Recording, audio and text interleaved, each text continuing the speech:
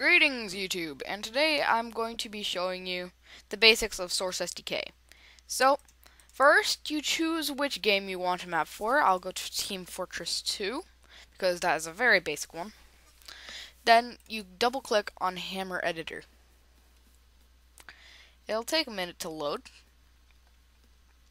more or less depending on how good your computer is.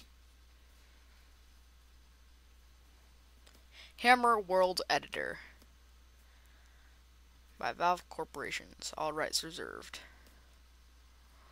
Now, this program right here is used to make games for anything that goes off of the Source engine. For example, Portal, Team Fortress 2, Gary's Mod, Day of Defeat, games like that.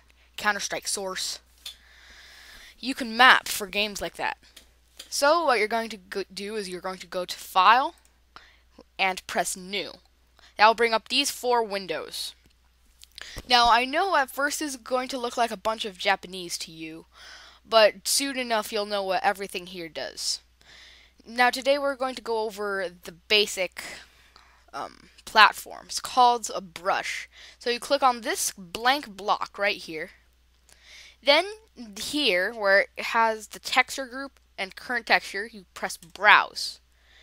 Now, here is where you get all of your textures for your map. And this little box right here that says Filter, this is your Google for all of the maps that are all the textures that are supported by that game. Let's say we wanted this to be brick. We type in brick, and all of the brick textures that are supported in that game automatically come up. Let's go ahead and use this one, because this is a brick floor. Now, these three right here with the grid are your three perspectives. The top view, one side, and front. These two are from the sides and this is from the top, as if you were looking down on your map. So, if we wanted to make a platform, you would simply drag a square out on any of these, and you would press Enter. Now, so you can see the map you're working on, you click on Camera, and you click on 3D Shaded Texture Polygons. What this will do, it will basically let the camera see what your map will look like. The only thing it doesn't show you here is the actual lighting. You'll have to go in game yourself to see that for yourself. I know there's another way, but just go in game. It's simpler. Now, to move around the camera, A, D, S, and W are to go forward, back, left, and right. And the arrow keys are to look around. See? Very simple controls. Now that we have a simple platform, this is the next step. Now, you're going to click on Entities, and by default, it'll have Info Player Team Spawn. Now, we'll click anywhere on the platform, and it will make a spawn point right there. Right there is where a team is going to spawn. Well, where a team member is going to spawn.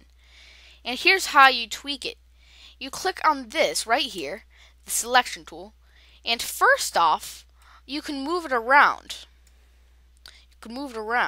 Second of all, if you double click on it in the camera, this pops up. Once again, this probably looks Japanese to you, but if you look around, it's very simple. Right here is the name, you don't have to worry about that. And team. Right here, you click on team, and you can set this to any, which will make a random team member spawn there. Red, which will make, obviously, a red player spawn there. Or blue, making a blue player spawn there. I'll go ahead and make this side blue. Now, once we do that, we press apply. The next very simple function of Hammer is copying and pasting. So that way you don't have to right-click, copy, and paste, and then position. All you do is you hold down Shift. I'm holding down Shift right now. And you click and drag. And it'll make two of them. Then you scroll down. And let's make 5 spawns here. This isn't going to be a big old map. So, now we have the one spawn. This is our blue spawn. And because we copy and pasted, all of them are blue.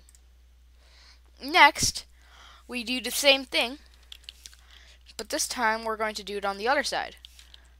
Whoops, now it's facing the wrong way. So, if this ever happens, you get the selection tool, and you click on it one more time, so it has 4 circles in each edge.